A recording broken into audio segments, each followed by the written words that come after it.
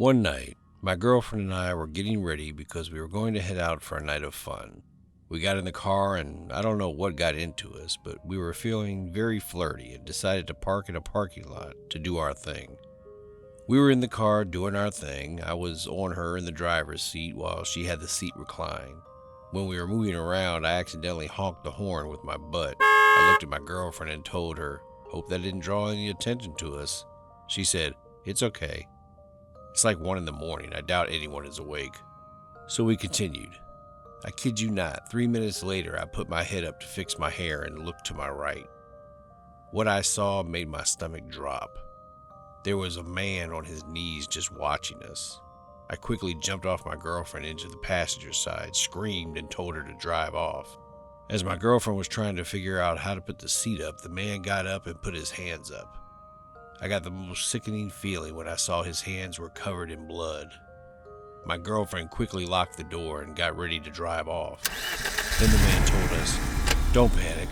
I told my girlfriend to step on it, and when she did, I just remember looking back, seeing his face get all mad and quickly walk away from the area. As we were driving off, I was sitting there asking myself if he murdered someone. Could he be hurt? So my girlfriend decided to drive back to see what the fuck happened. I didn't want to, but I thought maybe he needed help. When my girlfriend and I went back, we saw 2 cop cars pass the area coming from different directions. We were looking at each other trying to figure out what was going on. When we drove back into the parking lot, he was gone. I didn't know what he needed or why he had blood on his hands, but ever since that night, I always make sure my car doors are locked. And now I carry a taser with me.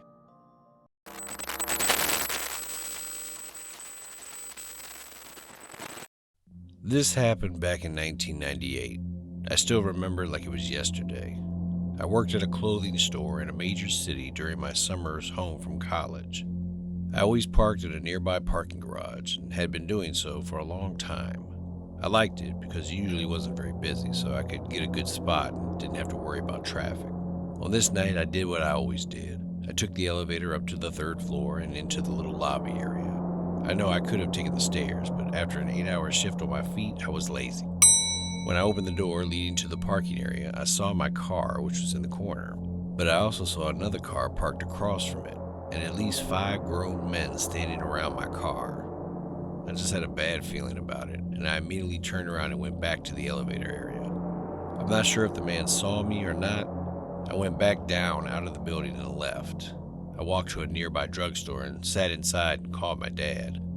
Our house was only about 10 minutes away, and he offered to come and pick me up and drive me to my car. I said yes, and when he got there, I told him where my car was parked, and we drove into the garage. When we arrived at my car, I saw that all the men were now gone, as well as the other car. But all the wheels on my car had been removed, and the windows were smashed. We called the police, and they came and took down the information.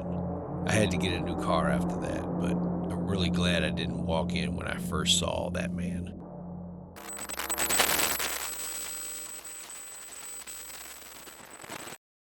When I was 14 years old, I was waiting in a parking lot in my mother's truck. She was at her doctor's office, and I had opted to stay behind to read in the back seat. Luckily for me, I was slightly paranoid as a child, and I locked all the doors. About 10 minutes after my mom went upstairs, a station wagon abruptly entered the parking lot, its tires screeching against the pavement as it came to an abrupt halt directly behind my truck. This station wagon literally parked across the rear of the truck, blocking it. Out of the station wagon came a gray-haired old man. He quickly came to my door and grabbed the handle. He never made eye contact with me, though.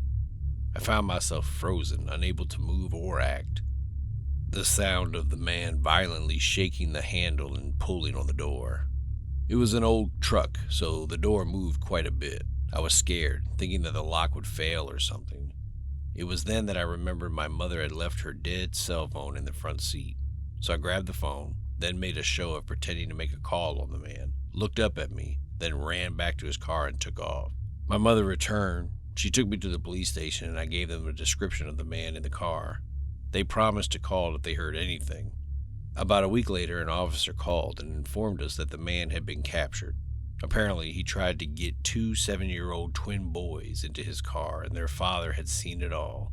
The father ran up to the man and hit him with a baseball bat while screaming at him to stay away from his kids. After the initial hit, he grabbed onto the guy and had a passerby call the police. I'm still glad to this day that I locked the doors of the truck. I was scared of staying behind alone in cars for a long time after that.